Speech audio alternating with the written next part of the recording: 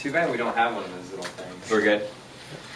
All right, welcome to our brand messaging and logo session where we're going to talk through a few of the things that go into the redesign of the Troop ID brand. So as Matt and Kat walked you through the choices that we had made when we initially launched Troop ID, we wanted to have something that appealed to not only the community but also resonated with the broader American public. About a year ago, several of the brands that we were working with asked us to expand our digital identity verification capabilities to include other groups like first responders and students. So while it's not been public, we've been working behind the scenes to gain access to enrollment records and to authoritative credential stores that could verify other groups in addition to the military and veteran community. And we are unveiling that product in the second week of July with Under Armour as we expand that program to include first responders as well. Now obviously as we cover additional groups, we can't stick with the Troop ID brand name as the name of the company. Troop ID will exist as one of the products underneath a mass market name, but after several months of negotiations with the government of Montenegro, we have acquired the rights to the ID.me domain, and ID.me Inc. is the new name of Troop ID, and we're proud to announce that news to the world as this video will really air just on the heels of our product launch as the ID.me network goes live with some nationally recognized brands.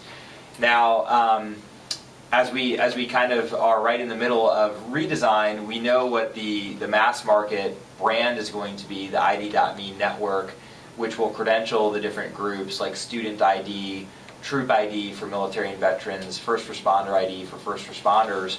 But what we haven't yet settled on are sort of the core messages of the brand and what the tagline will be now that we will be verifying a number of different group affiliations where the focus will be a little bit broader. So this meeting is really about settling on a tagline that we are going to use going forward and really pinning down the values of the brand that are core to our community and to the businesses that we work with. So one of the first things that we're going to go through, I just asked Will about the core benefits and values of the brand. At a high level, I had sketched out trust, benefits, and community, since in many cases we're sitting on top of the student community or the military community, and wanted to see if those values at a high level lined up with what we think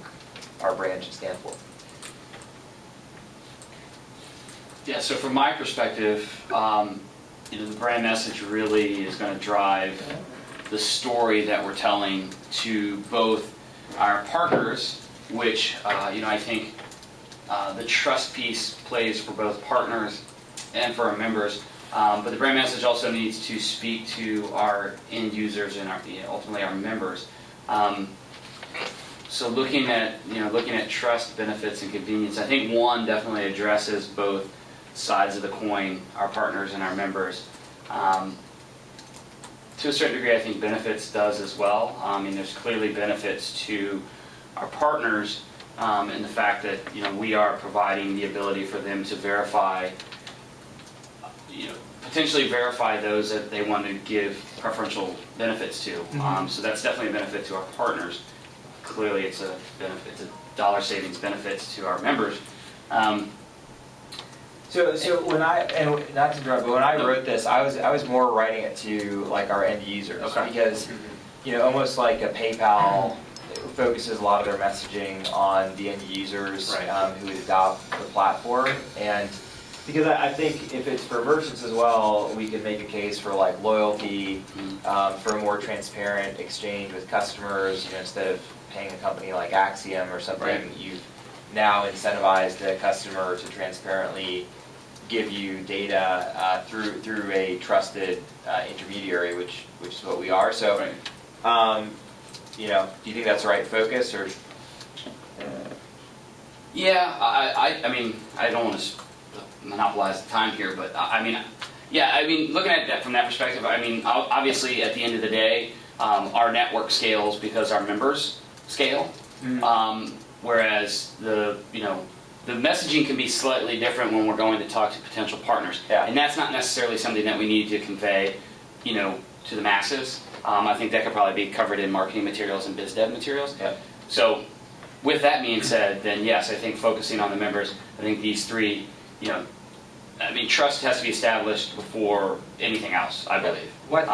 Yeah, and I think the name ID Me is like from a user's perspective as opposed to a brand. It's not like, That's right. if it was the brand, it'd be like ID you, like I'm going to ID you while you're going through. But ID Me is something that as an individual user I associate with, and it's very clear to me what I'm doing with this product and this brand.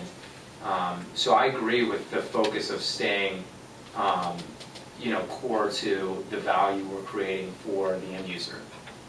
Okay, good. Yeah, and that's how I approached it as well, Yeah. because fundamentally, if the end users are comfortable with our information security posture, our privacy policy, and what we stand for as a Right. brand, I think that the businesses that use us are going to adopt it faster if more end users are adopting and using the platform. I think it's the chicken and egg problem, but we've largely solved that to a significant base of users with Troop ID.